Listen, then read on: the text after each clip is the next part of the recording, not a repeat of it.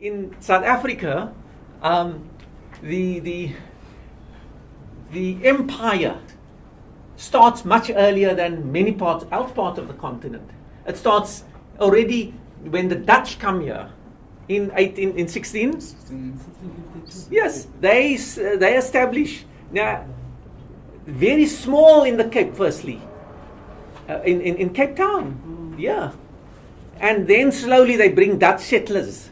Okay, now this doesn't happen elsewhere in the continent except in Algeria, where they bring poor French people, Italians, Southern Europeans, the dregs, the working class, the people they don't want. They send them there. This has happened there also. All your problems you send out. You send them away. You people unemployed and so on. You send now. In other parts of Africa, apart from South Africa and Algeria, very small bit of this in Kenya, this doesn't happen. They don't populate immediately the colonial territory. Firstly, they don't call it a colonial territory. Many times they don't call it initially. They call it a protectorate or some other name. But the Cape they call a colony, and then they populate it with foreign people. Okay? Settlers. Not in West Africa. In West Africa, they bring only administrators, not even their families. They bring only administrators, or the traders come alone. And often the traders have relationships with local women. Traders come and they send missionaries. Remember, commerce, civilization, and Christianity. They send missionaries into the interior. In the South African case, what happens here, of course, there's a conflict here between the colonial government. Firstly, just remind you of South African history quickly, because I like to see South African history in its African context and see where there are parallels and differences and how the chronology, the timelines differ. 1652. Okay, it's firstly Dutch, the VOC. You see here also it's a company. It's a company. It's not the Dutch state. The Dutch state supplies support, but it's the companies that do this. The economic factor, the push.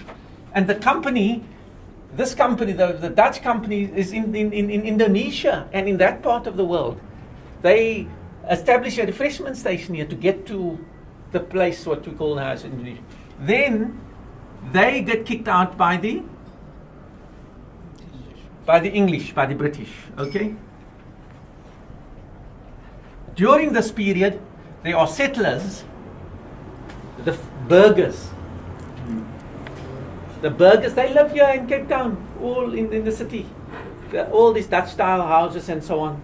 And they bring slaves here, they bring slaves to the Cape from the Indian Ocean area, Indonesia. They bring slaves from West Africa. And there are slaves from Mozambique that are brought in here. But these people, they decide after the British take over and the British implement their abolitionist policies, 1834, in the 1830s, they then, what do? What is it called? There's a big monument for this in Pretoria. They trek out. They leave. They say, no. Why? We want to keep our slaves. And so they move into the interior. This is the voortrek.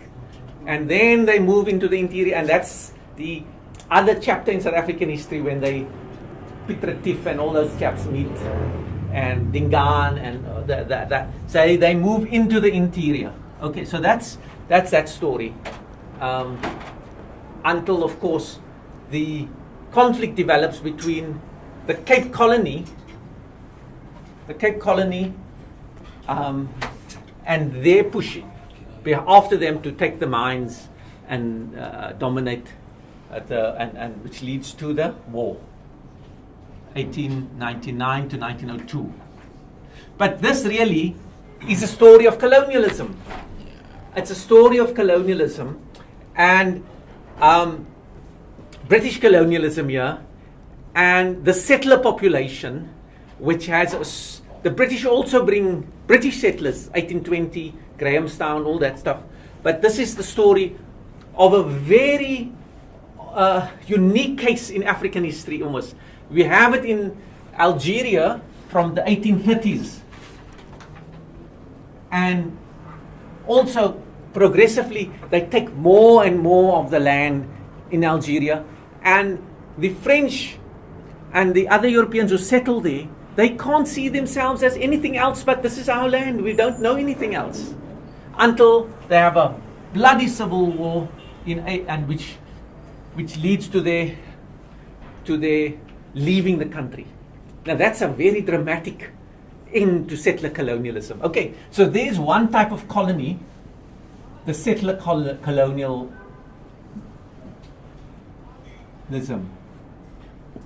Okay, now I stress this point all the time, and this is driven.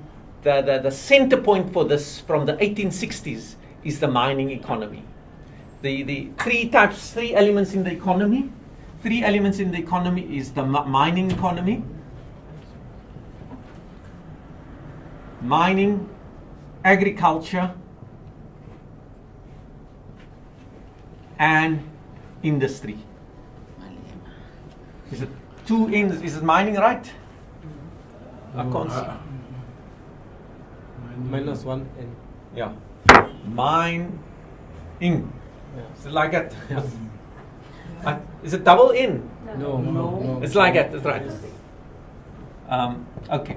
Three elements. And we find the struggle between the Afrikaans speakers dominate agriculture. Okay? Now, we can compare South African history and other settler colonial histories. But the people they can't see themselves as related to any other part of the world. Especially the Afrikaans speakers. In fact, what do they call themselves? They have a problem. Because what is a African in Afrikaans? Afrika. Afrikaners, they said, ons is van Afrika. They said, we are from Africa. So when I listen to them on the radio and they talk about what's happening in African history, it's quite odd. They make this mistake. They say the Afrikaners, then they realize, well, we're actually talking about ourselves. But they're talking about stuff in Rwanda or, you understand, they're talking about, so now there's an EU summit, the EU-Africa summit. It's very interesting. I listen to Radio Sonder Grens, so you can ask him, and then it's quite interesting to hear what they use. So then they talk of Afrikaanses, or they don't know how to get, but it's, the question is they became localized. And so Afrikaans got in the words from local languages and so on, and from the languages of the slaves. Now, mining drives this. Mining drives the politics and the conflict between mining and agriculture, and the conflict between mine owners and labor. Okay, that becomes a big motor in South African history from the 1860s, 1870s into the 20th century, and the making of the South African economy. Now you have to read this article by Samir Amin. I sent it to you, or it's called The Origins of Underdevelopment in Africa. Now it divides Africa up very interestingly between the economies of mining and the economies of trade. In West Africa, the British and the French penetrate with trading companies, and they begin to encounter each other. The British and the Germans and the French, to the point that it could lead to conflict. Because suddenly the British and the French encounter each other, and then now in this foreign territory, and nobody's declared whose territory it is, and it could be the cause for conflict. They are able to move into the interior ever deeper because there are advances in, very importantly, in weaponry. They are able to kill more Africans. as they advance, quicker.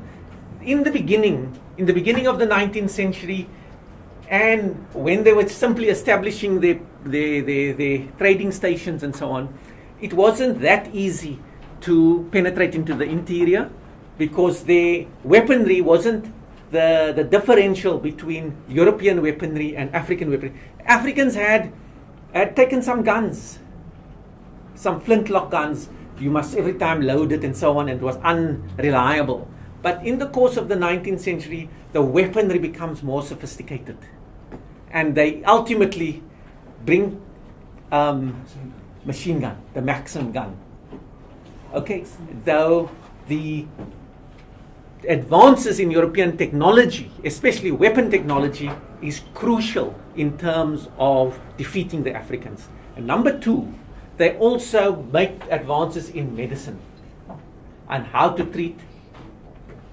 They used to die very quickly in the bush, coming here, malaria and other problems. But there are advances in terms of how they could deal with their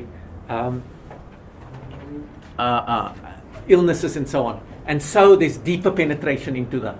So you find a few European traders with some soldiers can defeat an African army. Now, we're not saying so much about resistance in today, but there's ongoing resistance.